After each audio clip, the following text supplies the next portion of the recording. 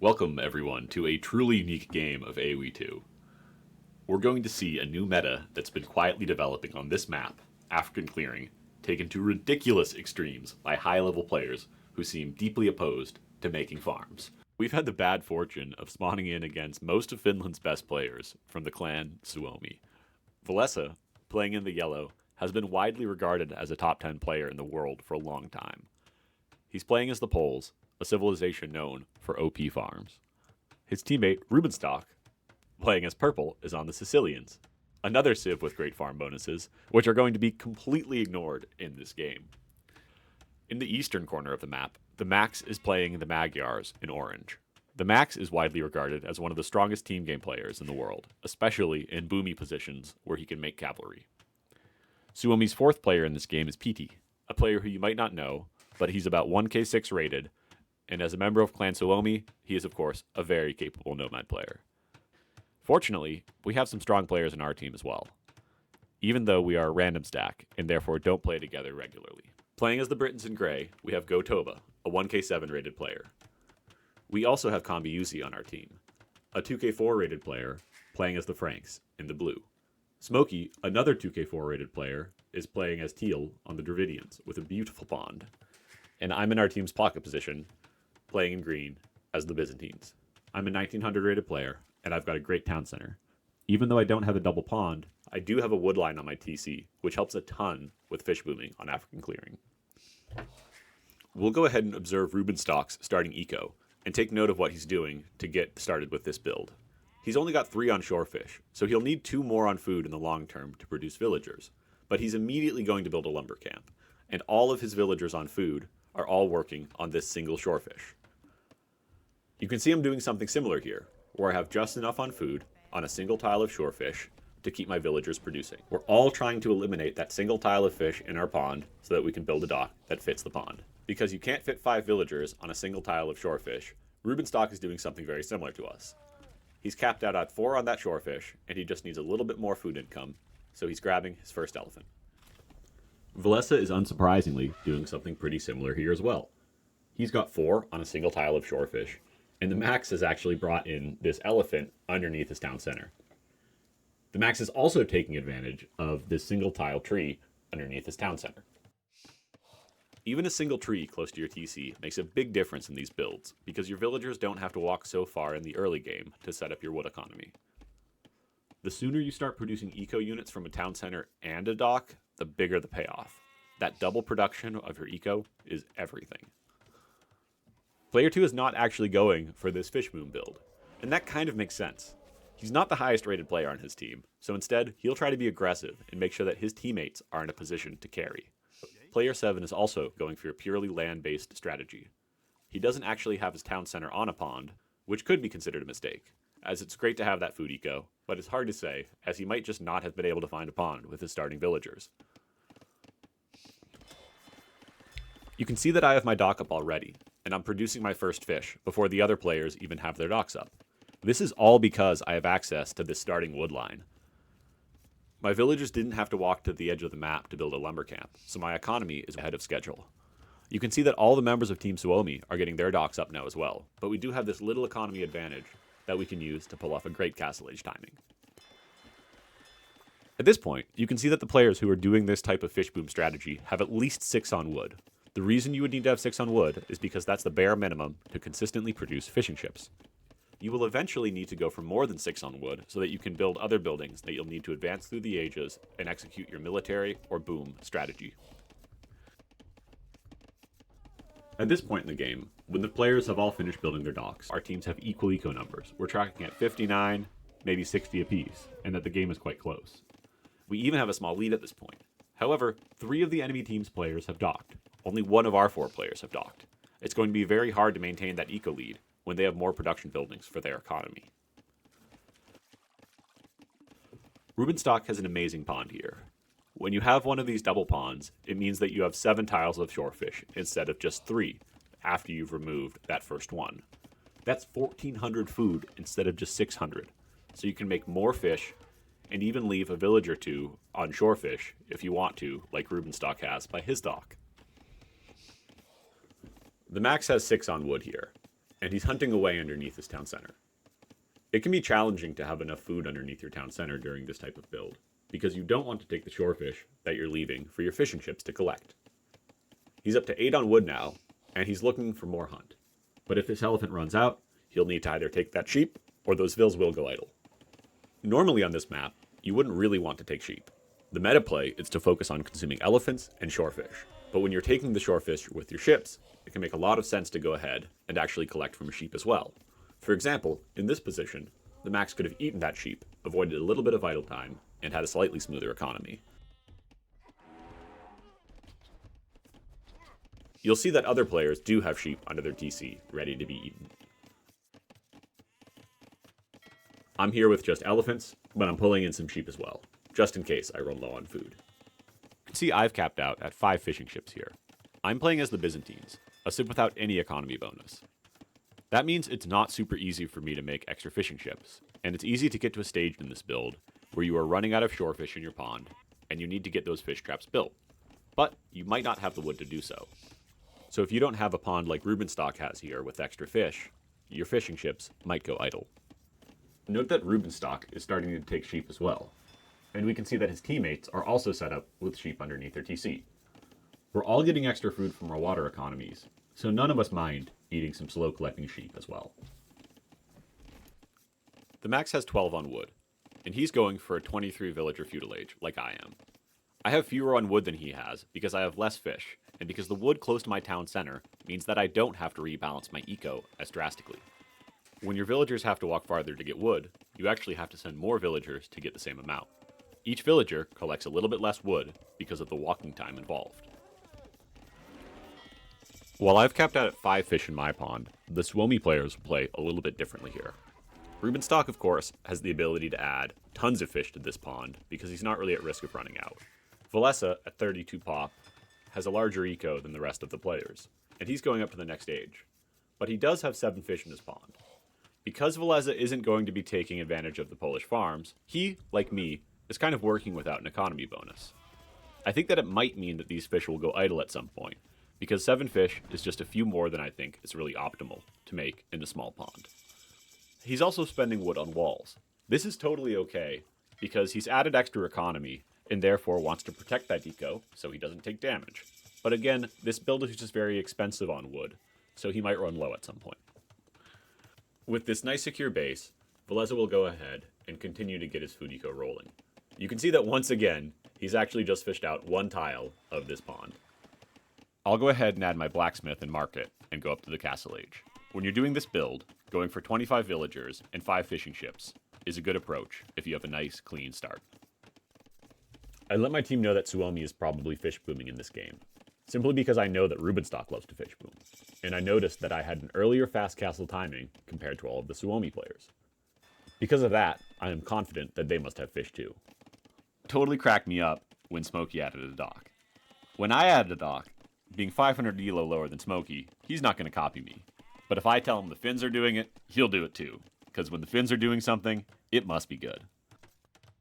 We've reached that point where Villese is starting to run a little bit low on shorefish in his pond, so he does have some idle time on his fishing ships. But you can see he's getting the traps down, so it looks like he'll be okay here. He'll click up to the next stage with a pretty competitive timing. It'll be around an 18-minute fast castle, where you can achieve 17 minutes with an optimized fishing ship build. You can even pull off a Mayan fast castle with full walls and a castle drops, and 7 fishing boats at minute 17. This is the same timing Lix had in last year's Nation Cup without fish. When you're wondering, is it worth it to fish boom? The answer is all about whether or not you can get the eco set up and still get to your next power spike, like that castle drop, or a boom, without taking too much damage. Basically, if you don't die for it, then yes, the fish boom was worth it. While most players who are fish booming are executing a boom strategy, the Max is actually executing a rush. He's gone fast castle with a barracks and a stable, which means that he's going to be able to produce scouts on the way up to castle age. He's going to use this position to pressure player 7. Player 7, on the other hand, went for a market blacksmith fast castle, and this is probably our first big mistake in the game that we need to point out. If player 7 had opted for an archery range instead of a market, he would be able to produce archers on the way up to the next stage. That means he would have a mass of British crossbows to fight off the light cavalry siege push that will be coming in from the Max. If you're playing against higher rated players, it's always very important to get your military massed as early as possible, because one of the best things that high rated players do is get a big army out right when they need it. If you're late, they'll steamroll you. I don't mean to be too critical here. I've been steamrolled by the Max before as well. In this game, you can see that we do have the fastest uptime of players who have been fish booming from the start. Only our Dravidian teammate is up faster, but he didn't add those fishing ships within a standard build. He adapted, and therefore we have 5 more eco units than he does. However, at this point, both of us are taking the same approach in this game. We're both adding town centers, and because we have extra food around the map, we're able to do this before we worry about getting farms or additional fish traps down.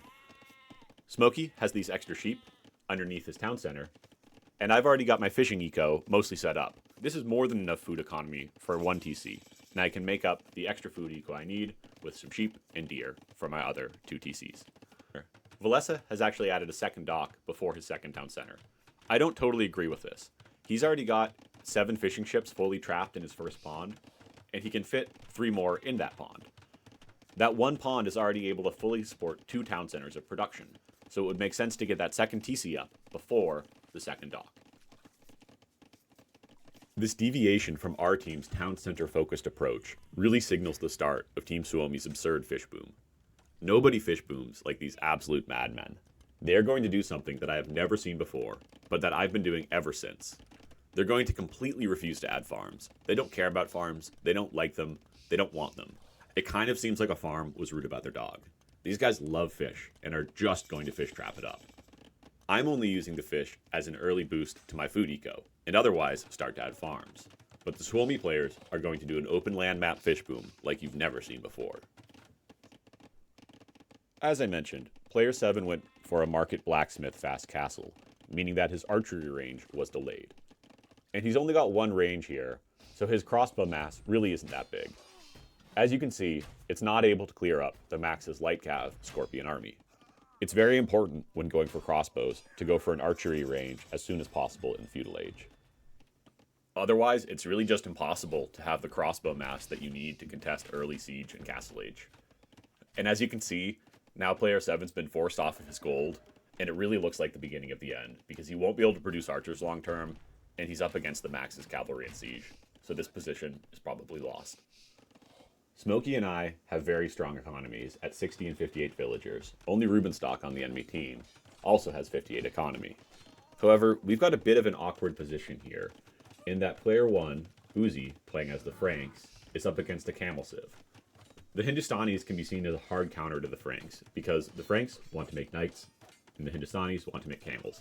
At this distance, where the players are quite far apart, there's not really much Uzi can do, other than adding monks and spears to try to defend from this, but that's not really ideal. We let our team know that we'll take over against the camel player, and we start spamming down these stables, but we're being very reactive here. P2 is really doing a great job for his team. He'll come in, but Smokey gets some sweet quick walls down, walls up his gold, though his wood is still vulnerable, but he's walling that up too. As mentioned, Smokey is a 2k4, and is a very skilled player. This is not easy to do. And he even gets the bills right back to work. Very impressive. He wanted to push this away with monks, and again, my camel edition is looking a little suspect. I'm no longer the leading economy, Rubenstock has passed me, and I'm not really doing much with my army either. And my Gilnut's timing is even quite delayed. So we make some mistakes too. It's important to note that when you're a 1900 Age of Empires player, you still make a lot of mistakes. And even a 1700 player as well might get pushed across the map by a good player. But these aren't just because the Max and Rubenstock are impossible to play against. Player 7 and I both made decision-making errors. And a lot of the difference in Age of Empires 2 between the highest level players and the players around 1700 or 2k elo is really just amazing decision-making. It's not all about actions per minute, it's about assessments per minute. I have much faster APM than Rubenstock, but he is a far better player. He's a better age thinker, he is smarter about the game. And he's got an amazing boom going here, with 3 docks and 4 TCs as the Sicilians. Villese now has a 3 TC boom going, and he's got 4 docks built as the Poles. Again, just completely ignoring these farm bonuses, and we've got the same eco count now. We'll go ahead and start fishing out this area. And you can see the only pond that's actually empty here is the one that's next to player 7's mill there. Let's see if the Max will go ahead and make sure that he's only taking one of these 2 shorefish with all 4 of these bills. I think he will, because it is the optimal number to deplete a pond as quickly as possible so that you can get that dock up. And they all go to that one single shorefish, of course. The Max is really taking this strategy to the extreme. He also does need to recover his economy because he invested to kill player 7. And you can see up here, they're even docking in player 7's pond.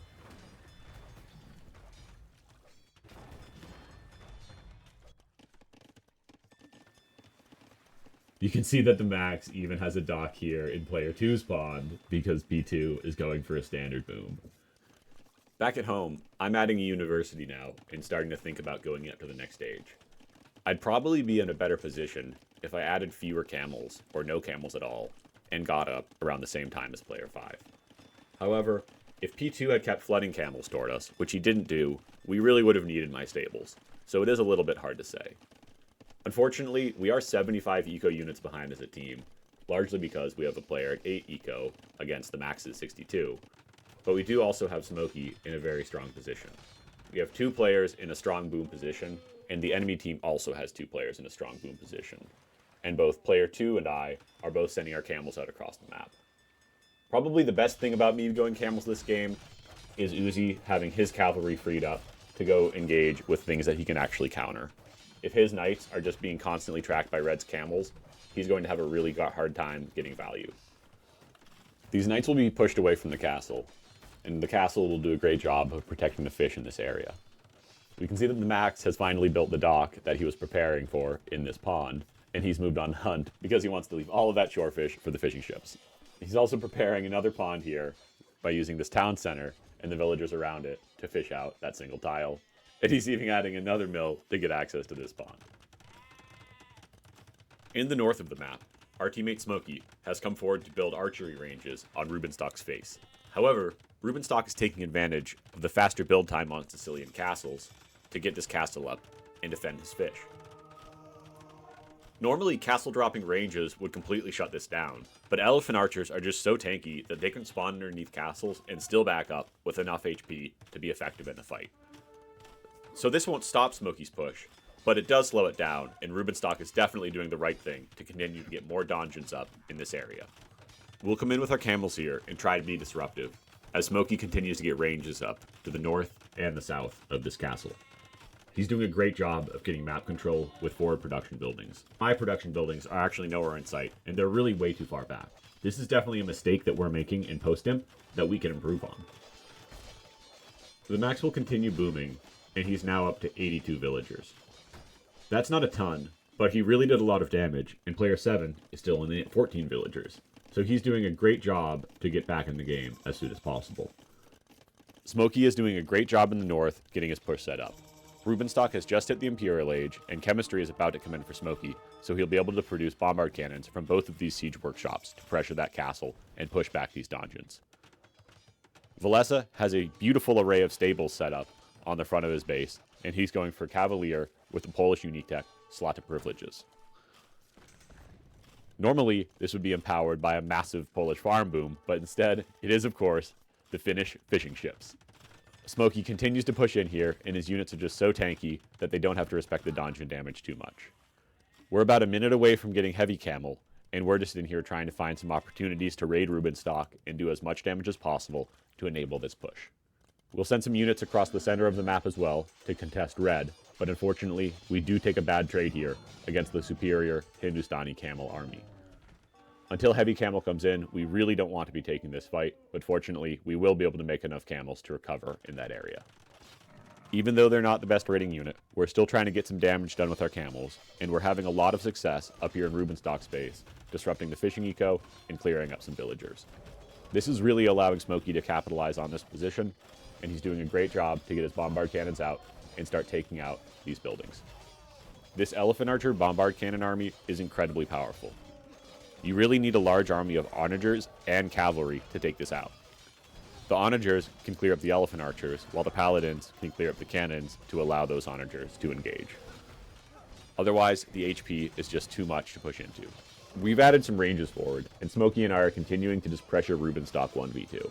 We've got some great civs in this position, because Villese is not able to send his Cavalier to Rubenstock's base to help.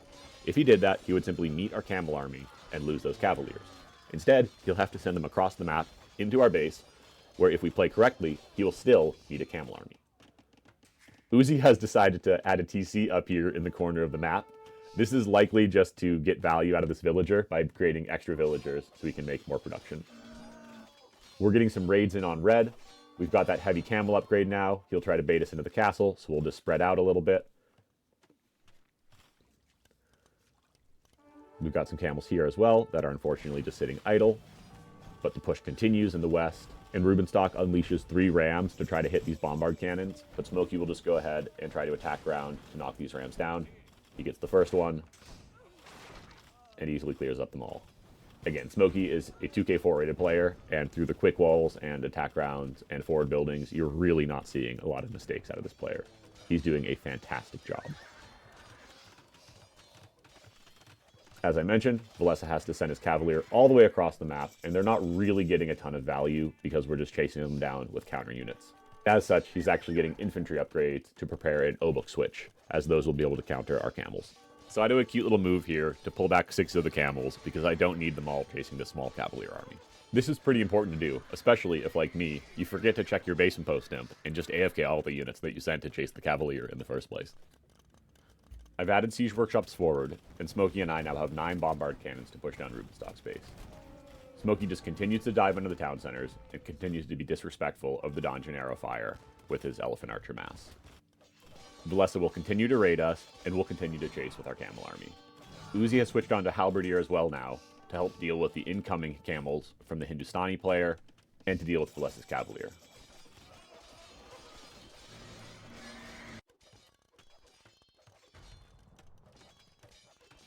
Villese finishes this tech switch, getting the elite Obuk upgrade.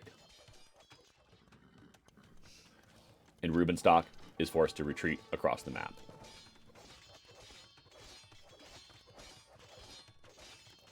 Now the Max goes for one of my favorite plays in this game, which is the elite Magyar Hussar upgrade. And he's going into Imp, and he's planning to make trash units.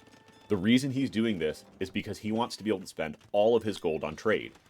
You can see he's the only player in the game who's trade booming, and he's getting this great setup where he'll have strong, elite unique units that don't cost any gold. Because he already killed a player, the Max isn't in the carry position for his team. So instead, he's going to take a little bit of extra time to get up to that full power. Rather than re-entering the game when he's a little bit weak, he's going to retake the carry position for his team.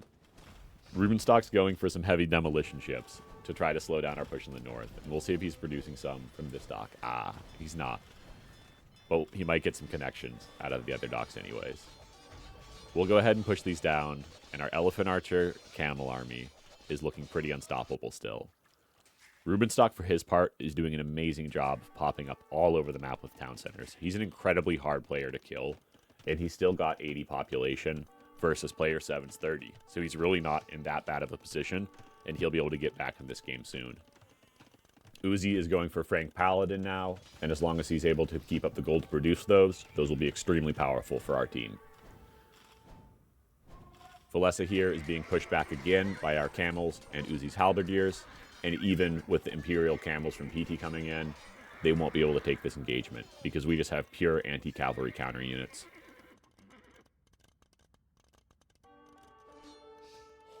Player 2 comes in for a flank, but we engage, and he backs off before the halbs arrive. The Elephant Archers are still just continuing to push in here, and they're a huge problem for the enemy team. These units are just so strong against cavalry, infantry, ranged units, really any standard units other than onagers, they kill. Meanwhile, we're still just pushing down Rubenstock's buildings, and he's adding the stables in the north. Our cannons really should take care of these stables ASAP, because otherwise they could be a huge problem if Sicilian cavalry start spamming across our map. You can see we're able to see those within our fog of war, and we should really go and deal with those with our cannons. But for now, we're just poking down these docks. Ruben continues to boom back in the game. He's really taking advantage of the Sicilian TC bonus, but he's still ignoring the farm bonus, and he's just completely taking over all of player 2's pawns with docks. TheMax is actually making onagers now, and these elephant archers have done a ton of work for our team. But we don't have camels in this area anymore, and that's a huge problem. And even though these elephant archers have gotten a ton of kills, and they do regenerate HP, they are going to be in danger if they have no front line. We need to get more units here as soon as possible, but our camels are actually moving to the south. We did communicate with Uzi because Uzi wanted to fight with Paladin in the north instead of engaging against Red's camels, which makes tons of sense. However, we need to have stables in the north. There's just no two ways about it. If we had stables in the north, our units wouldn't be running back and forth across the map, completely ruining our population efficiency. Player 2 dived with some camels here to clear up our bombard cannons, and while he did clear up a significant amount of our cannons, we were able to clear about 20 of his camels, so it was a fairly even trade. Nonetheless, we do need to have more production in this area, because all of these camels should have been produced here, and then they should immediately be moved to the front. The idle units by me just really aren't too acceptable here. We've also got some units chasing around in the back here that have just cleared up some raids. But once again, this is another time when our units aren't all in a position to succeed. While the camel support did fall off, Uzi's paladins have arrived, and now the elephant archers are in a position to succeed again. We've even got a few camels in this area, but they're actually going to go ahead and go to the south. Again, this is pretty disastrous. We've also got the halberdiers still hanging out in this area, and again, this is probably part of the reason why our push is stalling out a bit. We need to have more siege and all of our units engaged in the fight. You can see that Rubenstock has done an amazing job of spending more resources than anyone else in the game, despite the fact that he got completely 2v1 and killed. These great players will just build tons of production buildings. They're hard to push because they have so much stuff to kill, and we really need more siege and possibly siege ram. Suomi's onager and cavalry army has arrived, pressuring the elephant archers, and unfortunately, the camels and the paladins from our team are out of position, so we're not able to protect these right now. This is a pretty bad fight for us, because the onagers are going to freely engage against these elephant archers, and they'll be able to deal splash damage, which will lower the total HP of this army and make them more susceptible to dying to a cavalry unit. Those archers with full HP will have no chance of dying when getting hit by a Magyar Hussar, while the ones with like 10% HP, they go down pretty easy. They die just like a regular archer would. We're getting more paladin in this area, but some of the damage is done, and you'll start to see that we should have killed Suomi before they reached this composition. TheMax continues to trade boom, while adding Magyar Hussar as his primary unit, and onagers as his backline unit. And Smokey does a terrific job to rebuild his elephant archer army and send a huge massive elephants right back to the front of the map. Smokey has clearly been our MVP in this game, and he has played so well. He's been really carrying our team against one of the best teams in the world. Smokey closes the distance on the onagers here, and he's able to shoot these down now with the elephant archers. He'll take a lot of damage while doing this, but it is a good reaction for the position that he's in. However, that position is far from ideal. You can see units of every color diving on his elephant archers, and we've only got a few paladin and camels in this area. Uzi is fairly low on paladin numbers at this point, and our camels are all in the south of the map, not in a position to help here. However, they're really just not getting a ton of value, so maybe we should have stayed on the top to fully push here, because you can see this area isn't under a ton of threat. Rubenstock has completely rebuilt here, and you can see that this map just looks completely different than anything you would see in a normal African clearing game. It's absolutely gorgeous, and again, this economy, while it's kind of memey and slow to set up, it's actually way more powerful than a traditional farming economy. But disastrously painful when you do lose those fish, because it is so hard and APM intensive to set this up. Suomi has 120 fishing ships between 3 players and 20 trade carts. That means they not only have a 100 eco unit lead against our team, but also 140 of those units are super efficient food economy or long-term gold economy. We've actually kind of just been AFKing these 3 bombard cannons and patrolling them, but you can see they've done great work for us. They've dealt 21,000 damage, and the only thing I can say is that I wish I had a few more on the front here, pushing down these buildings more quickly. Smokey and I only have 4 bombard cannons in total right now, and that's really just not enough to push back high-level players. You can see that Villese and Rubenstock, the 2 players we're pushing, both have over 70,000 resources spent in this game, which is well more than Smokey or I. They're doing a great job of getting their resources out onto the map. So you can see that Smokey and I have a huge amount of value destroyed, with Smokey at 55,000 and me following him up at 35,000. Suomi's ability to get so many resources spent and to build so many buildings in our path is really what makes them so hard to kill here. Our units are constantly trading off against their units, and therefore they're dying quite slowly, continuing to build new production, and never missing a beat. These are calm, professional players, and they're showing it. With all of these buildings that the enemy has, we really do need to make more siege. This is really the first mistake that I can point to in Smokey's game. He only has 2 siege elephants out. Ideally, me and him would have around 6 bombard cannons, a couple of trebs, and a few elephants or siege rams on the map. We could be doing a better job here. Having said that, Smokey's been fielding the largest army and doing the most damage of anyone in the game. So again, it's hard to criticize. Rubenstock has gotten set up in this area in the south, and PT is pushing here as well. So I'll start to focus in this area and leave the north to my teammates. You can see that Rubenstock is teching into Cavalier, and we're actually shooting that Cavalier stable down with a bombard tower right now. That'll go off the screen, but it actually does come in, even though it's quite close. I've set up these towers so that I can defend our northern base, and specifically defend our trade line. I think this might have been a mistake though, as I only have 1 castle in the south, and that's going to prevent me from easily switching into cataphracts if I'd like to do that. Meanwhile, our army is continuing to push in the east, but we're making very slow progress, because we don't have enough forward production buildings or siege.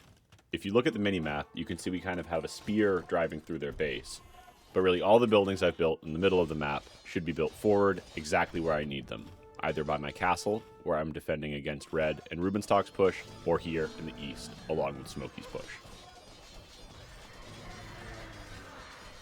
If you're watching this far into my second video, thank you so much, and I'd really appreciate it if you'd subscribe to the channel. It's free for you, and very meaningful to me. Our push is getting dangerously close to Suomi's trade line, but as you can see, TheMax is switching into Paladin now that he's got a fully boom trade economy, and Rubenstock is switching into Siege Onager with a large amount of trade units as well. Each of our siege units has done nearly 10,000 damage, and it's just a shame that we don't have more of them forward. It's so important that when you have a big military lead in an area, you make a lot of siege, because your military won't be able to get value without that siege supporting it. In the south of the map, Rubenstock's donjon setup is starting to be a real problem for our team, even though this is a somewhat avoidable problem. We have a big military advantage in this area right now, and it's really important for us to have siege in this area. If we had siege rams, we could clear up these donjons and retake this position. However, you can see that we're really not paying a ton of attention in this area. Our camels aren't sniping these trebuchets, and we don't have enough production here. Again, this is just something that we can improve on in our game, and it's something that I've been focusing on improving on ever since playing this game. Consistently reinforcing positions and making the right units, including the right balance between combat units and siege units, is one of the things that separates a 1900 like me from these Finnish professionals. We're getting so close to the enemy trade now. Smokey is even diving some of it, and our cannons collectively have done 50,000 damage, but we are finally being pushed back here. A massive wave of units is jumping on this elephant mass, and we just don't have the siege to clear up these castles and allow them to really claim this position. Player 7's crossbows take a huge shot from the onagers, and most of the army does go down. I just want to re-emphasize that Suomi's done an amazing job of putting tons of buildings here, and you can see that the Cavalier are just jumping out right on top of our army. There's really only a cleared pathway through their base for their trade line. Everything else, including the ponds, are just full of buildings. On the mini-map, you can see this light blue spike of Smokey's buildings moving across the map. That's really our push. and we needed to reinforce this push more heavily. If Uzi and I had set up stables here as well, we'd be able to produce camels and paladins to come in and snipe these siege onagers. We'd also be able to add more bombard cannons and possibly castles for trebuchets to push down these buildings more quickly. It's really important to do so, and not doing so means that if we don't hold this position, we'll be pushed back across the map relatively quickly. Incredibly, Smokey is still holding this position 1v3, and he's even diving with small groups of the elephant archers to try to clear up the onagers. Unfortunately, though, there are about 12 onagers in this area, and Siege Onager is only 1 minute away. He simply can't 1v3 this forever. In the south of the map, Uzi is fortifying and preparing a force of halberdiers, and he's adding hand cannons to contest the forces of Rubenstock and PT. He's also getting some trade going, and he's up to 16 carts. Smokey has an incredible 15,000 military score. He's gotten so many kills and pushed so hard in this game. It's really impressive that Suomi has such close military scores, which means they've all done a similar amount of damage in the game. Even though Rubenstock got pushed early, TheMax killed a player early, they've still put each other in positions to succeed. You could argue that we really didn't put Gotoba in that amazing of a position to succeed, leaving him alone against one of the best players in the game.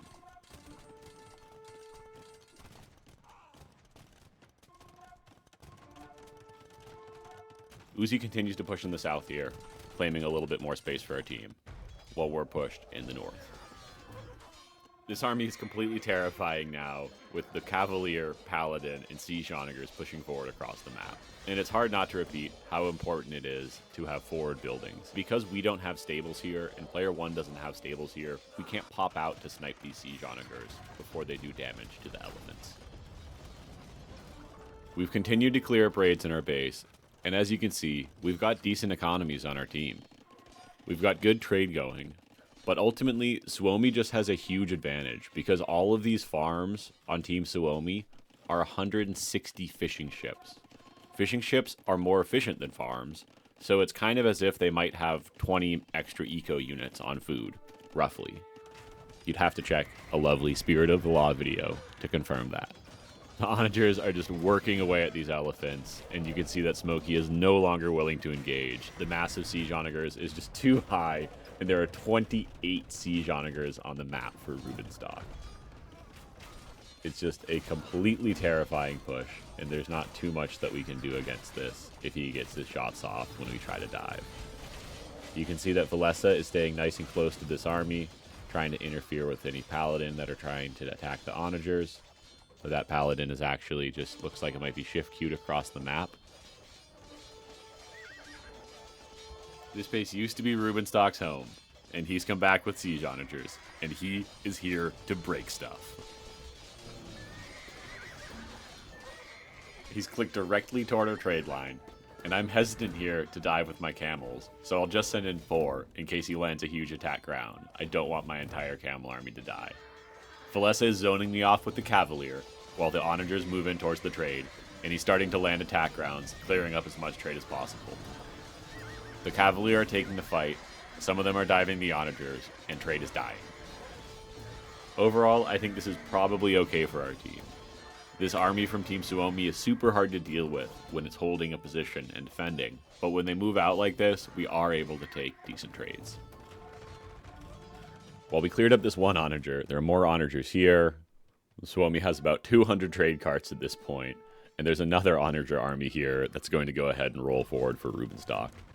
Rubenstock's doing an amazing job here of getting tons of buildings up into this area that they've recently started to reclaim with military. That spike that we had driving into their base is completely gone now, and they have fully reclaimed this area. This might have taken a longer time, and we might have been able to hold it if we had more forward buildings. But at this point, Suomi has most of the map control, and they're pressuring our trade, not with a spike into our base, but instead with this massive wall of buildings. Meanwhile, we are pushing in the south, and player 1 is doing a great job of pressuring Red's castles. He's come forward with Halb and Paladin, and Halb Paladin can fight against the Hindustani composition, but you really need more Paladin than 15 to get this done. And he's going to have a hard time mass-producing Paladin with 23 trade carts. And you can see he's currently investing in more trade carts And by taking this forward position, Uzi might be able to buy enough time to get the trade boom that he needs to fight the Hindustani comp with a flood of Paladin and Halberdier. At this point, Go-Toba has gotten back up to 190 population, and he's gone for a Halberdier Arbalist mix. He did have Arbs earlier in the game, and he's only got 17 trade carts. Probably in this kind of full reboom position, he should have added a full trade boom, because we'd much rather have 100 British Arbalists to snipe down siege units than we would a Halberdier army. They're not useless units by any means, but they don't match up well versus the Onagers or versus the Obuks. It's simply impossible for Smokey to win this 1v2 right now with Elephant Archers and Halberdiers against Cavalier and Siege Onagers. He's not making any wrong decisions, but we need to be having a Camel army or a Paladin army supporting him at all times. It would also be useful for these British Arbalists to come up and take on this role of sniping down the Siege Onagers, because they can do it without getting in range, and they should be able to snipe them down relatively efficiently. Fortunately, we do show up with some camels, and we're able to assist in this fight now. But the Obuks really counter our camels, and if we go ahead and try to dive the Siege Onager with our camel army, we're going to have a hard time. Because camels don't do a lot of damage to Siege Onagers, they took a lot of hits on the way in. Fortunately, Uzi has showed up to reinforce this position, so it's looking okay in the north for now. We take a convincing fight, clearing up the Onagers, and the Paladin will have to retreat in the face of this Halberdier Camel Paladin army. However, Elite Gulam is in, and there's a large army coming in the south. Red has Imperial Camel and hand cannons. At this point in the game, my Byzantine cost discount really isn't going to save me against superior units. They're just far more population efficient. I could help mitigate this by having more stables forward. One aspect of population efficiency is not just how powerful the unit is, but it's how it's actually being deployed. If I have stables that are constantly spamming units right on the front line, and they take a fight, then die, it's a very pop efficient unit, even if it's not the strongest unit. While these towers in the north cleared up Rubenstock stables, they've only got 12 kills, and I probably should have just cleaned that up with siege and saved that stone for castles. We've pushed back out a bit, and our Paladin are diving in to take on the Siege Onagers. But you can see that Team Suomi has so much gold. They have over 200 trade carts right now as a team, and they're just having no problem producing all the units that they need to repopulate and push this back. TheMax has 100 Paladin queued and 50 on the field. We really are in a tough position now, and we're just not in a position to fight this back. You can see that PT is just diving under our castle with the Imperial Camels, and this isn't an amazing fight for him, but again, they can just freely repopulate. They're moving forward with Trebs at the same time, and I've realized that I need Cataphract, but unfortunately, there are Trebuchets moving in against my castle, and this is a real problem. I don't have anything on the field that counters this hand cannon Halb army, and I'm starting to realize that I needed Cataphract a while ago. I'll dive the Trebs, but again, camels just aren't very good against siege, and the Halbs and hand cannons clear up the camels super quickly, and we're not able to kill all of these Trebs. We keep having the castle poked down, and we don't have villagers in the area to repair. We're in a position where we have 65 trade carts. We've just gotten elite Cataphract, but we have no castle, and no ability to make units that counter the enemy army. It's a pretty disastrous position to be in right now, and unfortunately, my stone investment in the north is really costing, and is probably the reason that we're not able to hold this position. We continue to take fights here, trying to clear up the army, but the elite Gulam have arrived, and while Gulam aren't a hard counter to Camel, they're still taking great trades here, and it's just more evidence of why we need Cataphract. I asked my team for some stone here.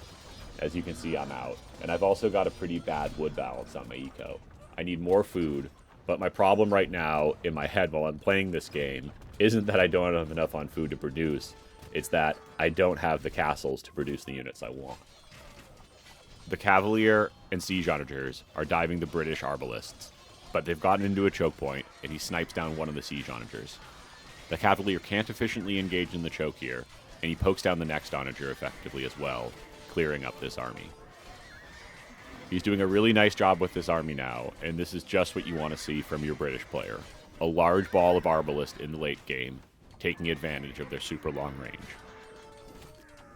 I'll go ahead and turn chat back on here just so that you can see our chat in the endgame. We've been communicating strategically a fair amount because we're not on voice. And you can see that I've asked for stone, and that Uzi is continuing to plan to push the north instead of the south. I'm trying to hold in the south and asking for stone so that I can get those cataphracts up and running. In the meantime, the Paladin are diving here, but they've taken heavy damage from siege onagers on the way in. And the Suomi army comp is just too strong for us to deal with. You can see the Halbs are trickling forward here, but they just aren't going to do damage against this massive army of Paladin, especially when they're backed up by the siege onagers, which can just clear up so much of the HP of a halberdier army with a single shot. The elephant archers are popping out here as well, and they're not in great numbers, but he does have 32 of them on the field. That won't be able to one-shot the Paladin, but it's still pretty decent. You can see we still have a few units in the back of our base, but it's not too bad, and most of our units are coming forward to defend this area. But again, we really need more production here. We probably need to have a bunch of ranges forward, ideally, to augment this camel army so that the camels can dive the siege onagers with some cataphract support, and the hand cannons can clear up some of the units diving in behind. However, we just don't have the stone to produce cataphract right now, and we only have one castle. We have 5 cataphract, and we're getting logistica. When this is happening in your game, you're probably desperate, and it's probably a sign of the end. Things are really not going well for us now, and you can see that there's just this massive Suomi army pressing right up against our trade line and breaking through our buildings. You can see that there's also some space for production buildings here in the north. We probably need to have them there, and just fill this area with buildings so that we can keep trading against this comp as effectively as possible. We're no longer taking the great trades we were in the early game, and we really don't have that much of a chance against this massive Cavalier Paladin siege onager army when we just don't have the trade to produce a massive gold army of our own. You can see that at this stage, Suomi now has 10,000 more military value than we have, where we were tied at 20k just a little while ago. And this army is looking truly unstoppable. Villese has even come forward with the Polish bombard tower push to help break this position and reinforce their units. The Halbs still aren't getting a ton of value in this fight, but we're mostly making them because we simply don't have gold to produce gold units on our team. You can see, however, that Gotoba's British crossbows have over 50 kills on heavy cavalry and siege onagers. They're getting a ton of value. But the push in the north continues, and our team just doesn't have an answer to all this cavalry. The south has been cleaned up, and we're safe here for now, as we were able to stop Red's push, but it doesn't really matter. If we can't hold the north, the game will end, and our team starts to accept that. Villese, Rubenstock, and TheMax have about 100 trade carts and fishing ships, and their winning economy includes 13, 46, and 18 villagers at full boom. It's so much fun to Fishboom on African Clearing, and I have so much respect for Smokey for jumping in on the strategy halfway through the game. We're going to have so many more games that involve an African Clearing Fishboom that I bring you on this channel, and I really hope you enjoy them. Please subscribe to the channel if you enjoyed the game.